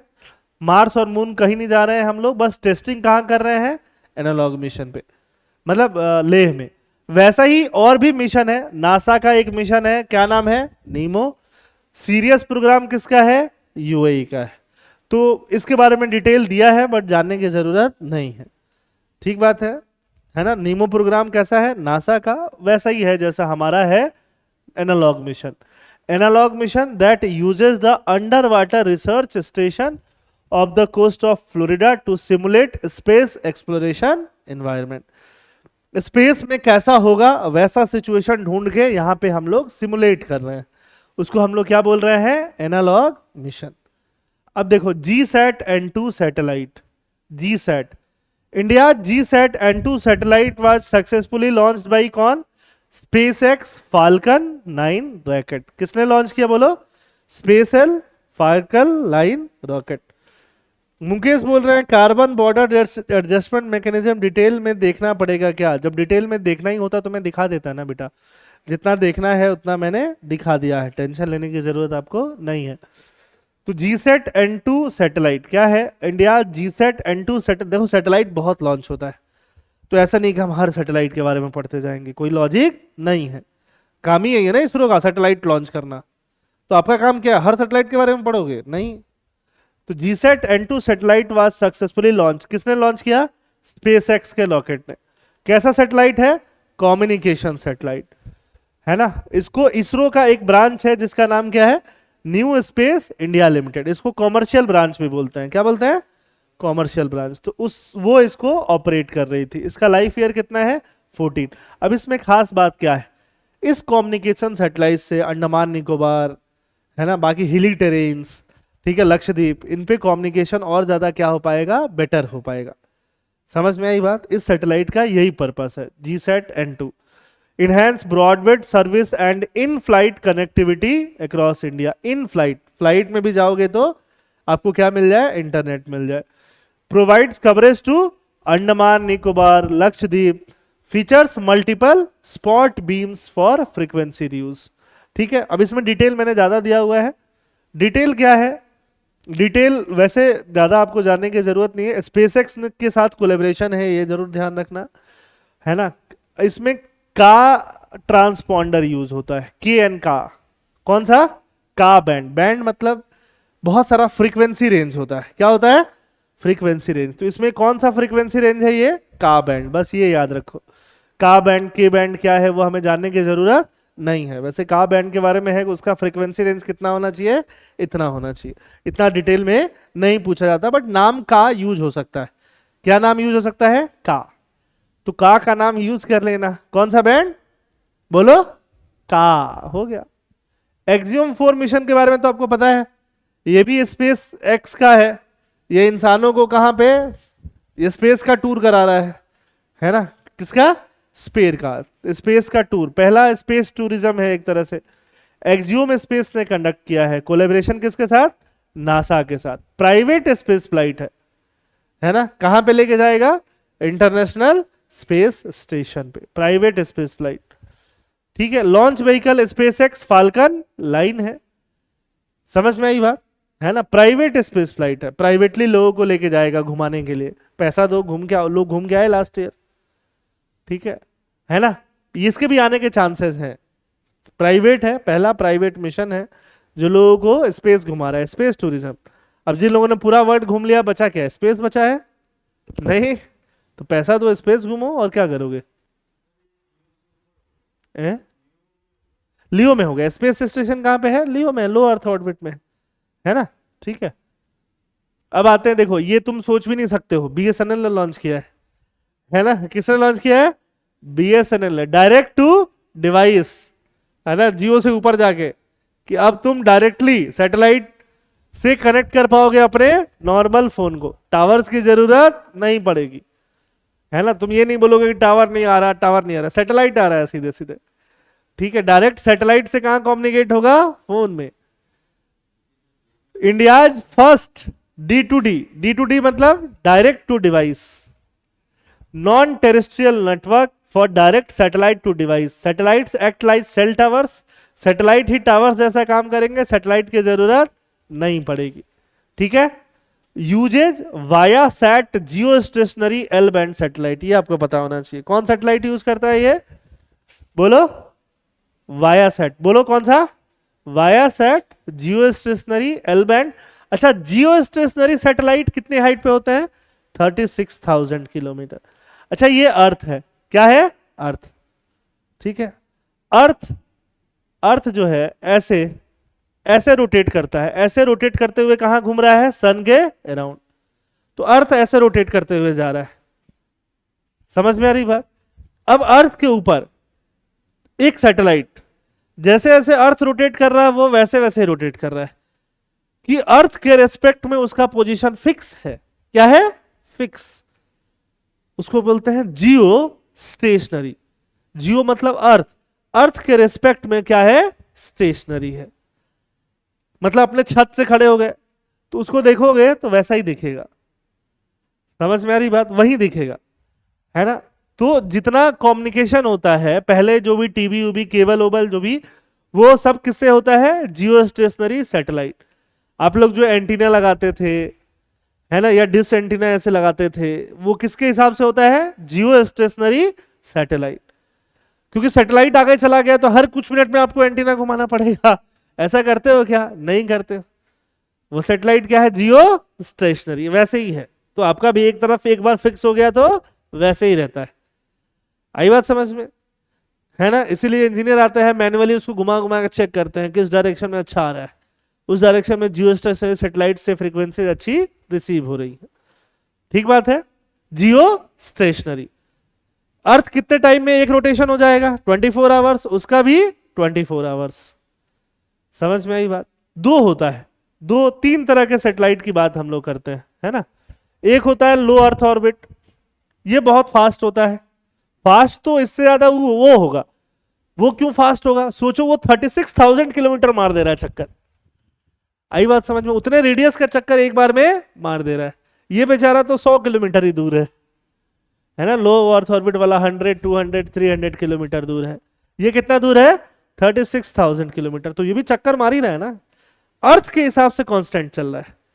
तो एक होता है अर्थ के हिसाब से स्टेशनरी, एक होता है अर्थ के हिसाब से सिंक्रोनस। स्टेशनरी नहीं है, बट 24 घंटे में ये घूम रहा है, 24 घंटे में वो भी घूम रहा है। वो भी 36,000 किलोमीटर पे ही है, लेकिन उसका रोटेशन का एंगल वेंगल क्या है? अलग है, एंगल डिफरेंट हो जाता है। उसको हम लोग क्या बोलते हैं? जियो सिंक्रोनस। और एंगल अर्थ के हिसाब से सिंक रहेगा तो क्या बोलेंगे? जियो स्टेशनरी, है ना? अर्थ ये रहा इक्वेटर, इक्वेटर के हिसाब से ऐसे ऐसे घूमेगा अर्थ। तो वैसे ही यहां पे सैटेलाइट रहे, वो भी ऐसे ऐसे घूमे तो क्या हो गया? जियो स्टेशनरी। कोई दूसरा सैटेलाइट हो वो इस हिसाब से घूमे, इस हिसाब से, तो क्या हो जाएगा? जियो सिंक्रोनस, है ना?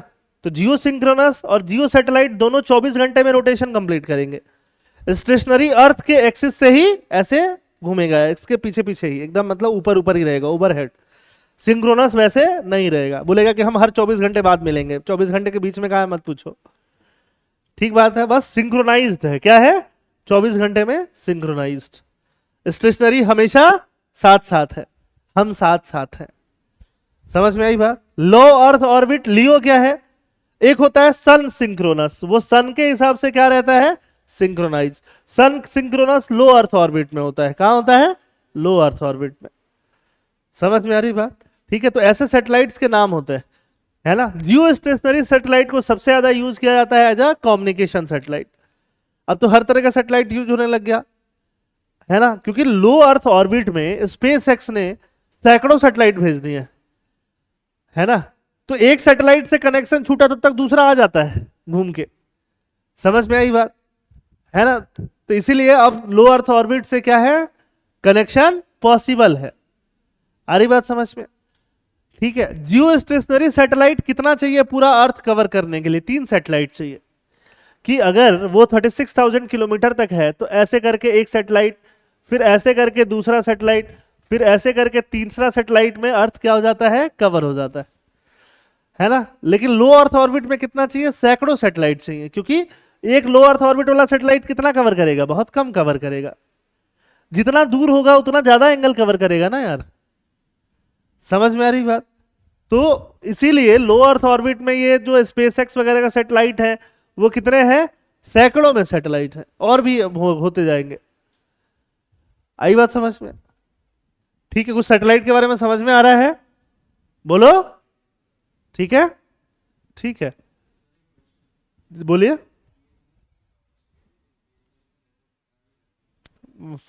ठीक है, तो नेटवर्क खराब रहता है टावर की वजह से। टावर का काम ही नहीं है,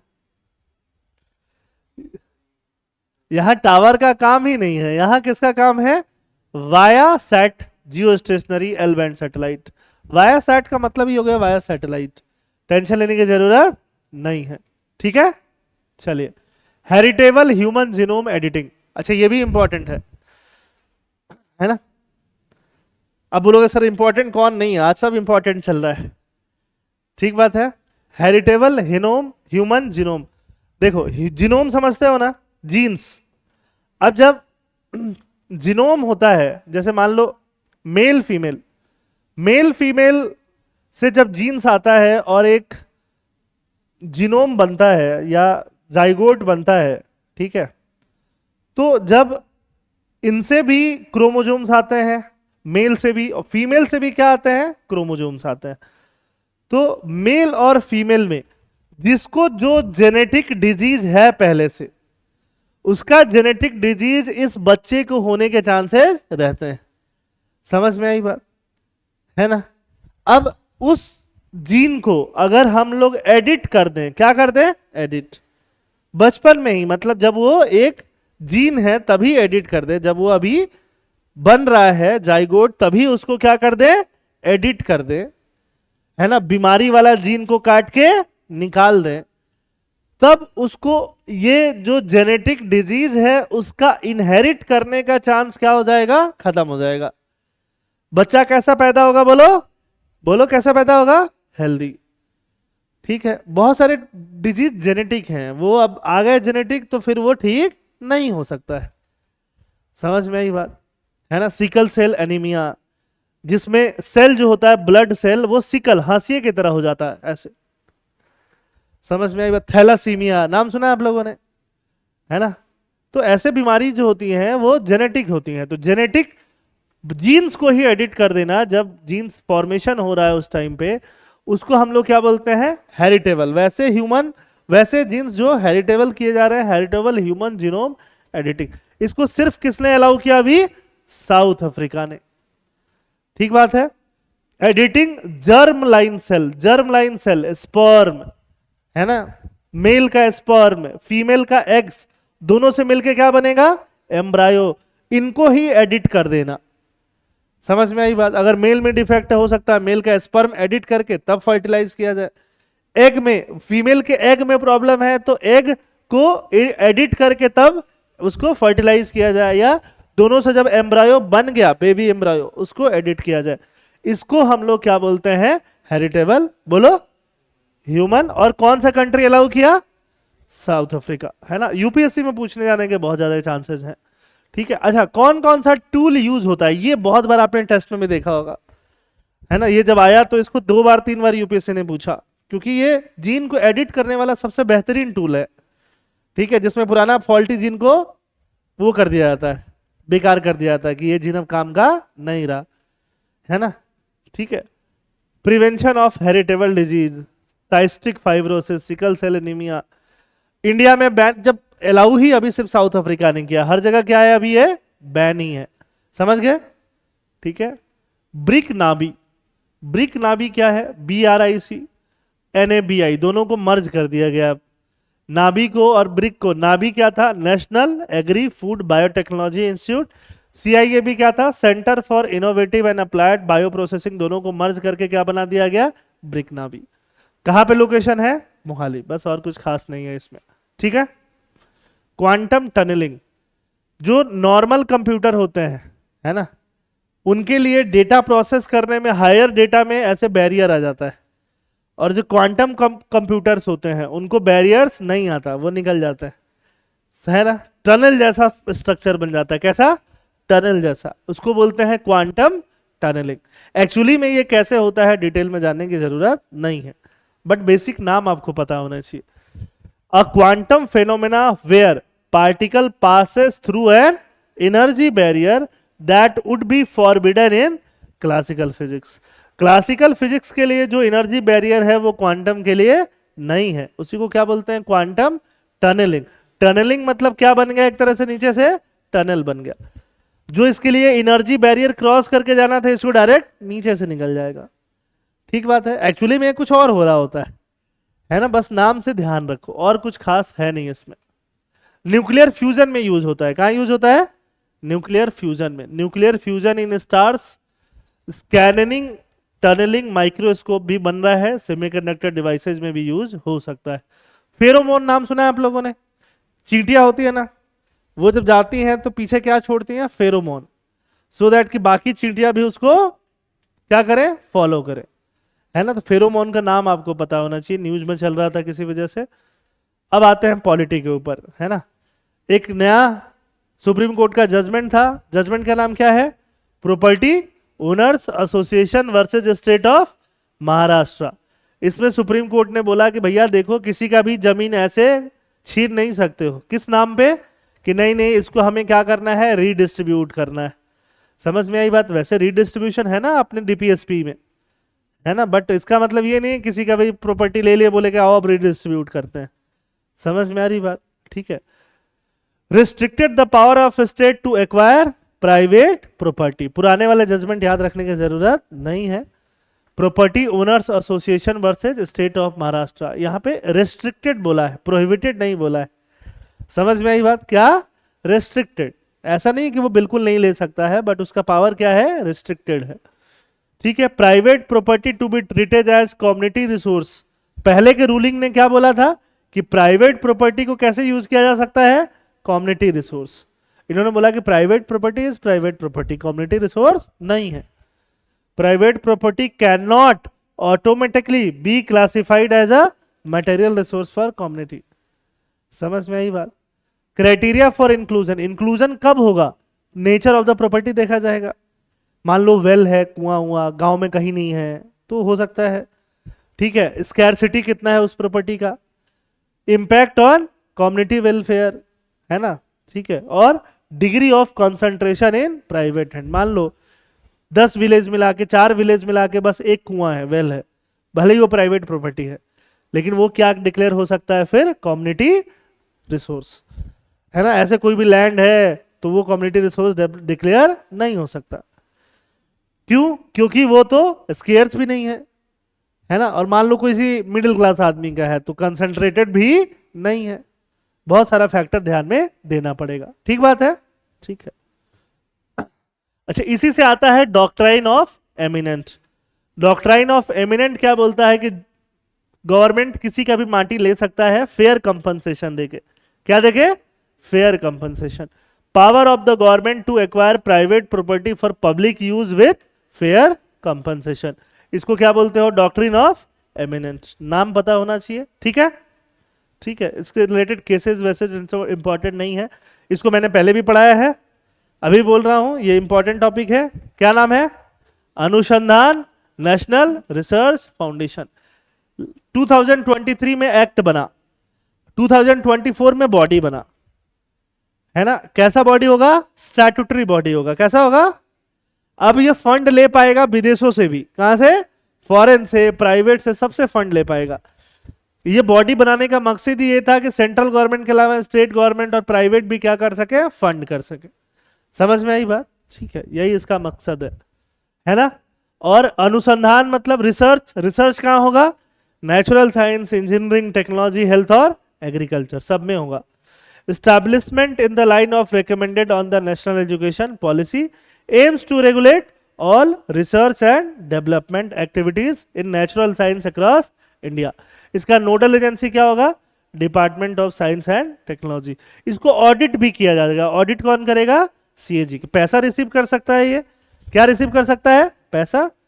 पैसा रिसीव करके वो अलग अलग यूनिवर्सिटीज को, कॉलेजेस को दे सकता है अलग अलग रिसर्च फील्ड के लिए। समझ में आई बात? ठीक है, इसको नया अथॉरिटी बनाने का सबसे बड़ा पर्पस यही था कि कहीं से भी पैसा ले पाए। क्या ले पाए, पैसा। पैसा जरूरी है ना रिसर्च के लिए, क्या जरूरी है, पैसा जरूरी है। अच्छा, इसका गवर्निंग बोर्ड में प्राइम मिनिस्टर जो होंगे, इसके क्या होंगे, प्रेसिडेंट होंगे। ये भी इंपॉर्टेंट है ना। Prime minister will be ex officio president of the governing board. आई बात समझ में? ठीक है, this is also important. Total 15 member होंगे। कितने मेंबर होंगे क्या, ये सब इंपॉर्टेंट नहीं है। एग्जीक्यूटिव काउंसिल का हेड कौन होगा, principal scientific adviser. Governing council का कौन होगा, प्राइम मिनिस्टर। समझ में आई बात? ठीक है, ठीक है, बस यही है। ये रॉकेट्स तो आजकल चल ही रहे हैं, यही तो चल रहा है, Pinaka rocket. Armenia become the first export consumer. हमने एक्सपोर्ट किया, डीआरडीओ ने बनाया है। पहली कंट्री किसने खरीदा, आर्मेनिया ने।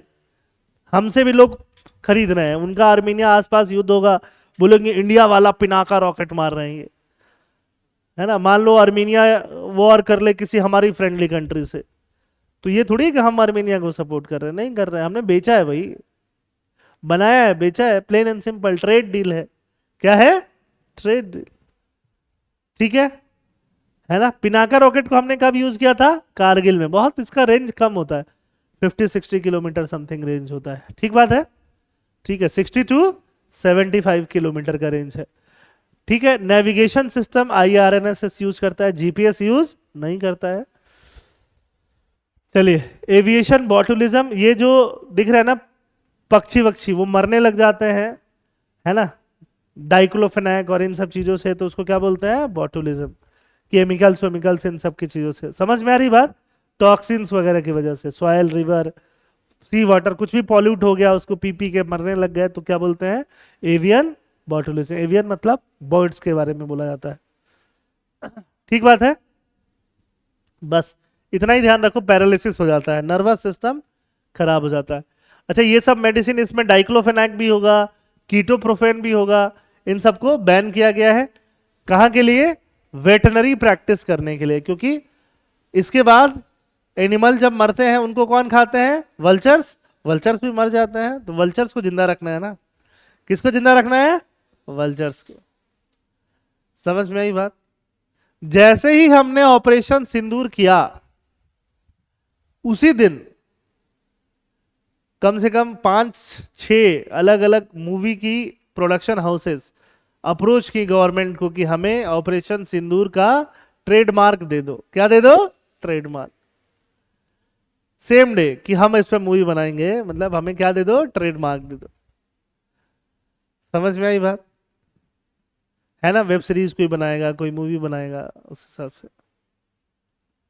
समझ में आ रही बात? ठीक है, तो वो भी क्या है, वल्चर ही है, नहीं है? ठीक है, चलिए, है ना। 2001 जब पार्लियामेंट पे अटैक हुआ था, तो उस समय पे हमारे एक बहुत जाने माने पत्रकार हैं, श्री राजदीप सरदेसाई, उन्होंने लाइव टेलीकास्ट किया था। क्योंकि गलती से वो उधर घुस रहे थे और टेररिस्ट जो है वो अटैक कर रहे थे या कुछ वैसा हो रहा था, तो लाइव टेलीकास्ट कर रहे थे। ही इज लाइक कि हाँ यही तो मौका है। और उन्होंने बाद में बोला भी कि हाँ यही तो मौका था, और क्या मौका है। समझ में आई बात? कारगिल में बरखा दत्त ने किया था, वही सब। ठीक है, स्टेटमेंट ऑन द क्लाइमेट 2024। तो ये एक रिपोर्ट है, रिपोर्ट बहुत सारे आते रहते हैं, है ना। तो रिपोर्ट किसने पब्लिश किया है? WMO ने। COP29 कहां हुआ था? बाकू।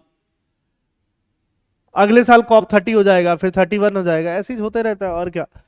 ठीक है, ये बोल रहा है ग्लोबल टेम्परेचर बहुत ज्यादा बढ़ गया है, CO2 बहुत ज्यादा बढ़ रहा है। और क्या बोलेंगे ये लोग? क्लाइमेट चेंज से रिलेटेड रिपोर्ट क्या बोलेगी? डराएगी, है ना। टेम्परेचर बढ़ गया, CO2 बढ़ गया, मीथेन बढ़ गया, और क्या बोलेगी? बस नाम किसने रिलीज किया, बस वो ध्यान रखो, ठीक है। ठीक है, बाकी मेंस के लिए काम का है, डिटेल्स जो कि एग्जाम में लिख के आओ डेटा। एडेप्टेशन गैप तो लास्ट ईयर बताया था, लास्ट ईयर मतलब लास्ट क्लास में कौन रिलीज करता है? UNEP।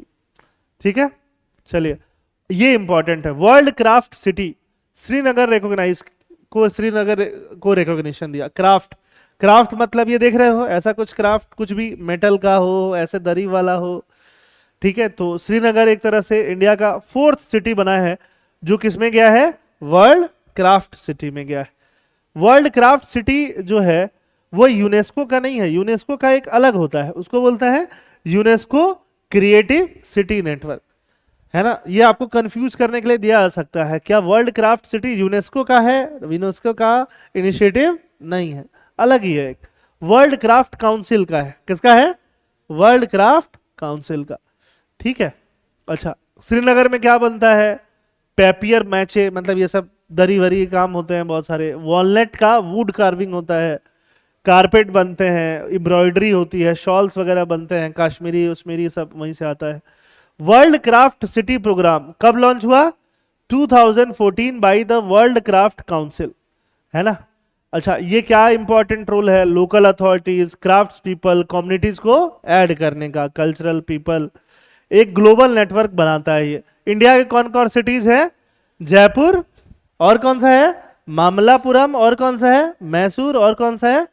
ये चारों सिटीज इंपॉर्टेंट है ना। तो ये आना चाहिए, ऐसे क्वेश्चन आते हैं जनरली, ठीक बात है। वर्ल्ड क्राफ्ट सिटी, रिपीट करो, वर्ल्ड क्राफ्ट सिटी यूनेस्को का नहीं है। समझ में आई बात? वही देगा अगर गलती फंसाने के लिए देगा तो। हेग कन्वेंशन, हेग कन्वेंशन किसके ऊपर है बताओ? कि जब अगर कन्फ्लिक्ट हो रहा है तो कन्फ्लिक्ट्स में मॉन्यूमेंट्स के ऊपर अटैक नहीं करना है। किसके ऊपर?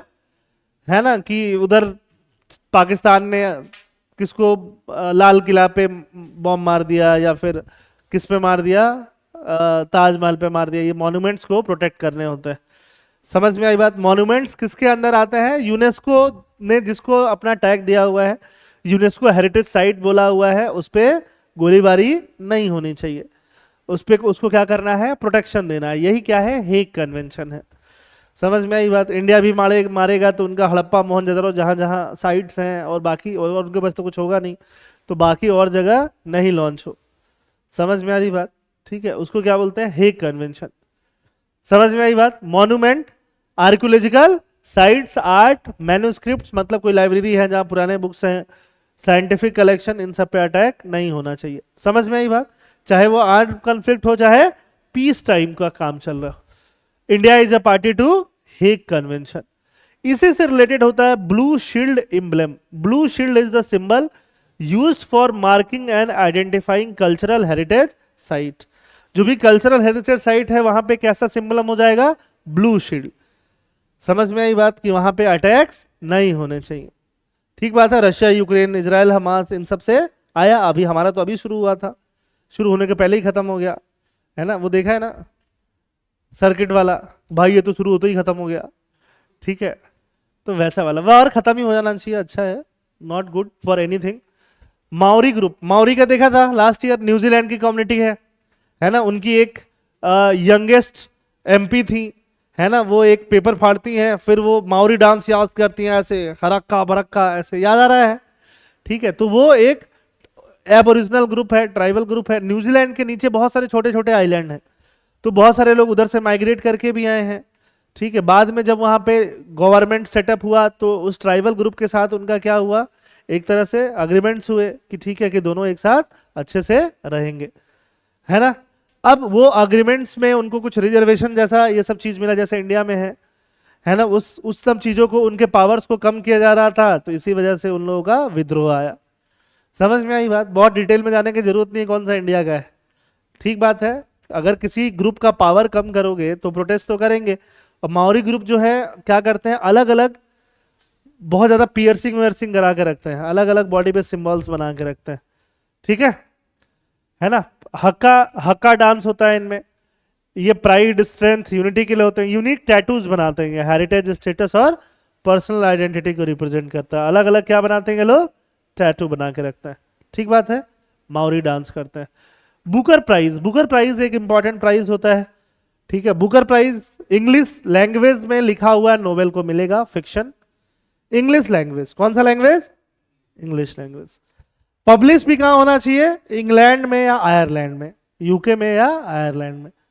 इंडिया में पब्लिश होगा तो नहीं मिलेगा। और पब्लिश भी कोई ऑथराइज पब्लिशर करना चाहिए, जैसे इंडिया में टीएमएच एमएच ये सब है ना ऑथराइज, ऐसा नहीं कि सेल्फ पब्लिश खुद से पब्लिश कर दिया, वैसे नहीं होगा। तब क्या मिलेगा, बुकर्स प्राइज मिलेगा। समझ में आई बात। Founded in UK in 1969, it aims to promote the finest in fiction by rewarding the best novel of the year written in English। तो इस बार इनको मिला है, इनके बुक का नाम क्या है, ऑर्बिटल। इनका नाम क्या है, समांथा हार्वी, ठीक है। एलिजिबिलिटी क्या है, originally written in English, published in the UK and Ireland in the year of the prize. पहले का भी पब्लिश नहीं होना चाहिए, नया। Published by a registered UK और Irish imprint. Recent winner Samantha, a British writer, won the Booker Prize for fiction with her novel Orbital। ठीक है, बहुत सारे इंडियन ऑथर लोग जाते हैं यूके, रहते हैं 1-2 साल वहां पे, बुक पब्लिश कराते हैं, क्या जीतने के लिए, बुकर प्राइज जीतने के लिए।